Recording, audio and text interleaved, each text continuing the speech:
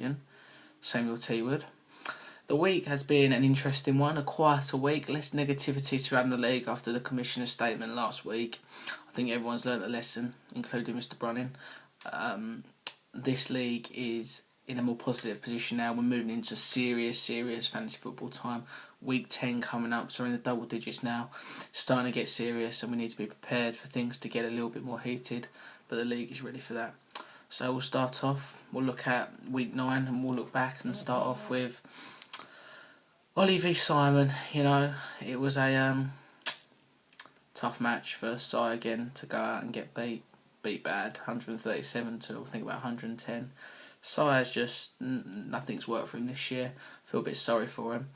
At 2 and 7, he's either looking at tanking now and getting the first pick in the draft, or I would suggest he probably needs to put all his eggs in one basket. Maybe try and get Antonio Brown, another receiver for him who can put big points up. I don't really know what he can do. Pretty desperate situation for Simon. He tried a trade, it hasn't quite worked out for him yet. TY is looking good, but he obviously Frank Gore's not done a lot, and I think he's desperate for some help. So we're moving forward. We'll move forward to Tom Smith versus Mr Brunning. This was probably the best match of the week, an incredibly close match. If I had been watching Monday Night Football, I'd have been very worried if I was Mr Brunning. I'm on Bradshaw against his former team. It was a tough night for the Giants, but we'll move on from that. It wasn't Eli's fault. And Odell Beckham looked brilliant, so that looks like a really good draft pick, much better than Keenan Allen, so we're happy there. But anyway, sorry, I'm off the subject now. Tom, 159 points, so that's a good score, but you're playing an opponent who's putting up bigger points, and 163 is a great score. And Brunning we've spoken to Mr Brunning, he's in a very positive place. He thinks his team is sneaky top 4. I don't necessarily agree with sneaky top 4. He thinks he can take Wood out. I think that's almost a laughable statement. But if he does make the playoffs, he's got a strong team with big points. I love Antonio Brown, one of my favourite players to watch. He's always putting up big points, and with Big Ben firing, there's no reason why he can't go on and keep providing big points for Mr Brunning. Although Bryant has cut into some of Brown's points, but he's top 5 receiver, no question. I'll probably put him top 3 for fantasy right now. Tom, it's a very tough position to be in, to be where Tom is. He's an up and down player. He's got no consistency. Reminds me a bit of the San Diego Chargers in the sense that he gets blown out one week and then they look really good the next week. But I think it's time to move on from this game, because I don't think Tom's making the playoffs, and he's just going to have to move on from what has been another mediocre fantasy football season. Anyway, we'll move on to my most disappointing match. And the person I'm most disappointed in is George Ashley. I can confirm that we've spoken to the commissioners, and that George Ashley's team's going to be taken over as co-owners. They're going to implement a new owner into the league at the end of the season. Who that is remains to be seen. But it's disappointing because he was on a good winning streak and we felt he was playing the game, but maybe he's just left it and he's got lucky for a couple of weeks, who knows. But it's a disappointing day. We've tried to help George out and he's throwing back in our faces, but he'll have, if he finishes the season and decides he wants to come back and manage his team, then he's welcome to. But unless he pulls something very special out of the bag and starts showing some big commitment, he gone. Lastly, we move on to Charles Smith and Sam Wood. This was a quiet match. Wood totally depleted. He didn't have a full squad to choose from. He had literally the players. He had 6 players and that was it. He didn't have any other options to put the players in that he had, and I think he kind of knew unless he had a miracle week, he was going to struggle. But he needed Kaepernick to come through. He's not really done it. Brandon Fell looks like a great pick-up, and Denard Robinson also looks good from my boys Jags behind me. They he looks like he's going to have 3 running backs when he's got Lacey, Denard Robinson and Rashad Jennings back, and he's got Josh Gordon.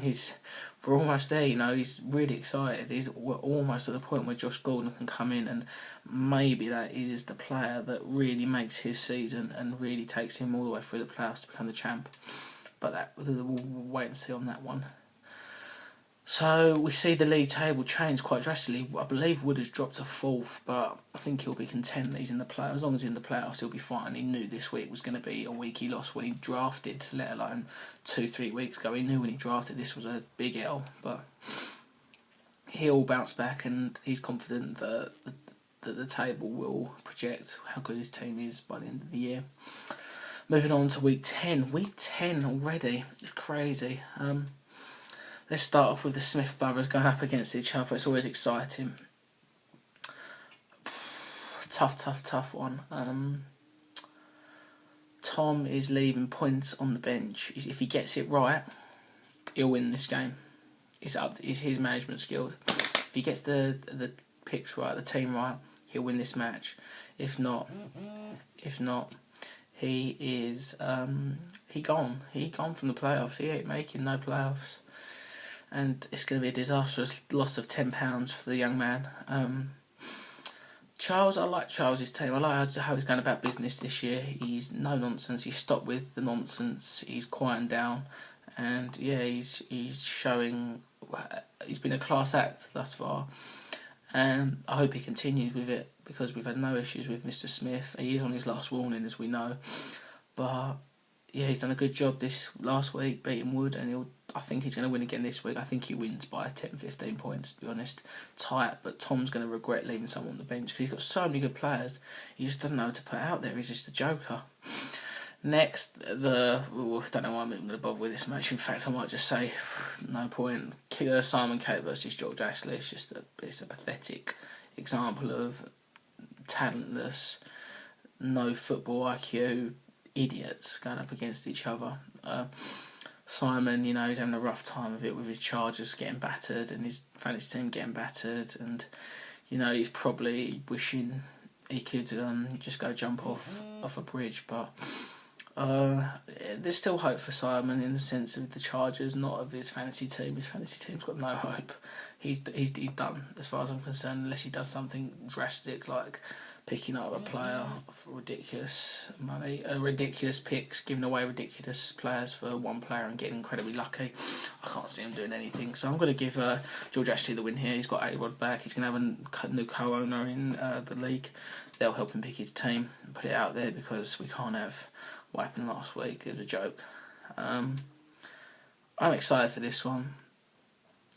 Sam Wood going up against 6-3. Sam Wood being 6-3 and Ollie Hume being 6-3. Oliver, I don't think he's on holiday, so I think he'll probably win this one. No, sorry, that's a joke. Ollie, I don't know if he's on holiday. I don't think he is. I know he has like 8 holidays a year, and that means he doesn't win the league, maybe. But it's a tough match for me to pick because I think it's a blowout. I think Wood's winning this one in a blowout. I think he's coming out. I think he could put up 200 points this week. I'm adamant he's going to be the highest scoring player in the league this week. If he isn't, it's going to take something very special for him not to be. Ollie, yeah, he's got a good kicker. That's the main thing in this league. You have a good kicker, so he's always got hope when he's got Stephen Gostkowski. Wish him all the best, but my prediction is a blowout. Maybe even 50 points. I think Wood's going to put up 180 maybe.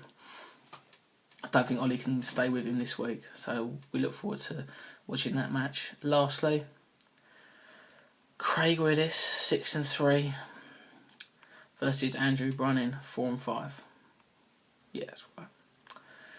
Andrew, sneaky confident making the top 4. If he thinks he's going to do that, it's this week. He has to win. I think some of the people in the top 4 want Andy to win this match. I think this is the one match where the 6-3 teams will be looking and saying, okay, if I get my win, which is likely, I could be top of the league, because if Craig falters, it's so tight up there, it's going to change very quickly. I'm going to go with it's such a tough match to call. I'm going to give it to Andy. I think Andy's going to be at 500. I think Andy will be the 5th seed. and I think Tom Smith will be sick. No, I still fancy Simon. I don't know. I don't care about the 6th seed, but 5th seed is Brunning, and I think he's got a real good chance in the playoffs if he gets his head in gear, does a little bit of research. I know he hates research, but he just reads something for 5 minutes, maybe uses his brain. Yeah, he's got a good chance, but yeah, Craig will bounce back. He'll lose this week, but he'll bounce back. He can't go unbeaten. He can't win every week, but I think Craig will lose this week and come back strong. So that is it for week 9 and for week 10 preview show. We will have a special treat coming from the greatest city on earth, London, England, next week. We will be in London and we'll be doing an interview with one of the players, so we're very excited for that. And make sure you set your lineups. Make sure you check your bye weeks. There's a lot of bye weeks coming up now. If anyone's off to watch the NFL game, have a good time. Commissioner out.